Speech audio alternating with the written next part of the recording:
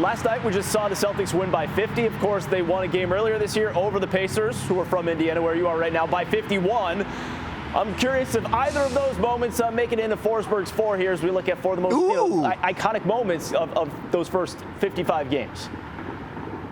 Yeah, and it's weird, right? Because we always say this is the end of the first half of the season, but we're really like 65% of the way through the season. It's going to be a sprint through the final here. But what I wanted to do is I just kind of went back and kind of started to process the last 55 games and what were the moments that jumped out. And I picked 4 that I think sort of defined how the Celtics got to this spot. And it even starts before the games even started.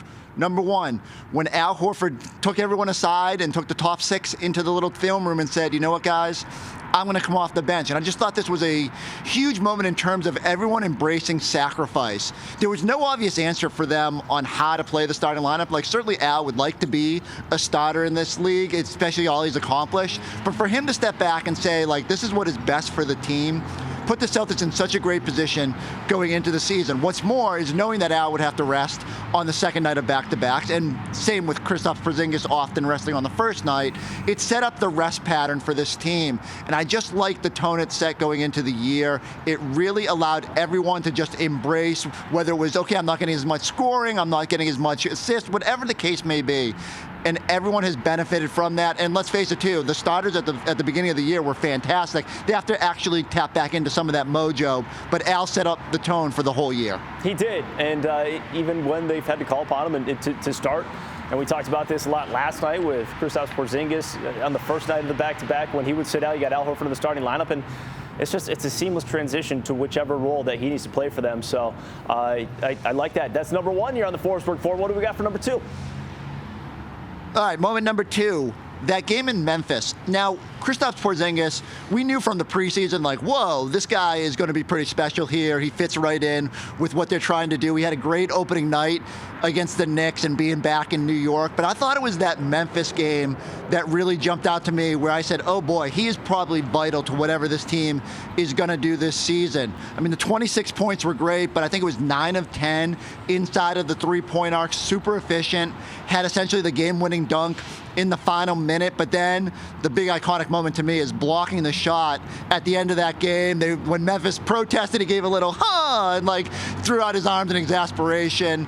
It was clear at that point to me that like Porzingis was the guy that was going to take this team to a level that it maybe hadn't tapped into before, and it was going to happen on both ends of the court. Ever since then, they've worked hard to make sure they're feeding him in the post, that he's getting the touches necessary, and it's only gotten better as the season went along. But I still think like the most important thing maybe to the finish line of this year is keeping Kristaps healthy, and from game 11 of the season, it was clear how vital he could be. And he's also been, I think, one of my favorite sound bites on this team, one of my favorite guys to watch on the floor as well, the personality that he's brought in. Of course, the relationship with Jaylen Brown.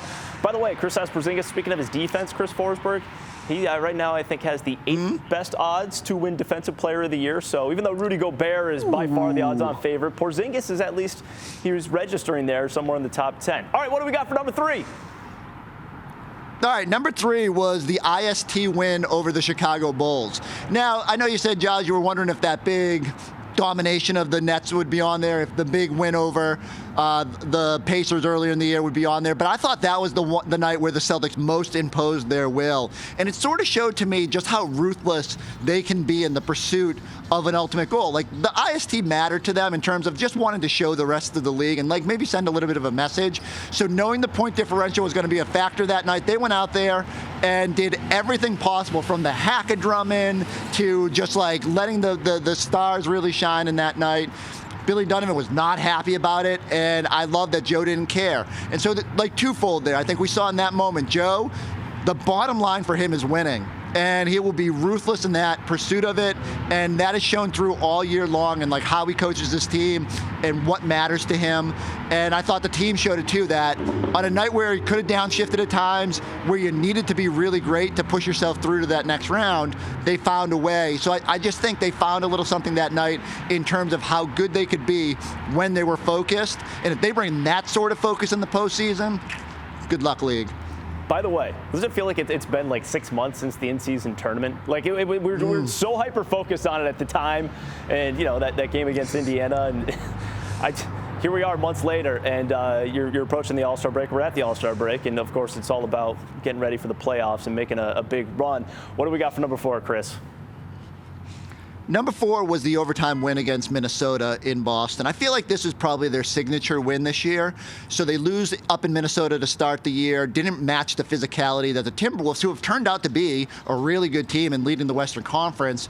And it was nice to see the response out here. Now, they didn't get the late game execution in the fourth quarter. That then goes to overtime, but Tatum was just phenomenal over that final fourth quarter and into overtime. 12 points in the extra session. That was also the night Jalen took on the challenge of defending Anthony Edwards, and both the Jays were just everywhere defensively. To me, that's as close, maybe outside of the Denver game, which I actually thought about putting on this list, which might surprise people because that was obviously a loss, but I thought their late game execution, Joe was really happy about it. They just never kind of get over the hump and finish that game off. But I thought that Minnesota game just sort of tapped into like a playoff vibe, the way that they can play on that level, the way the Jays embraced playing both ways at the end of that game. And so I feel like that, if they can bottle that up moving forward, and I think they've done a really good job about, in those moments, I feel like that just sets them apart. And so again, if the Jays play like that, that is the roadmap to being super successful. It feels weird not to bring up Derek White moments in this segment, not to bring up Drew Holiday and Al and all that. But that was the night that really was like, wow, the Jays, if they play to that level, this is how you get to the finish line of a championship season.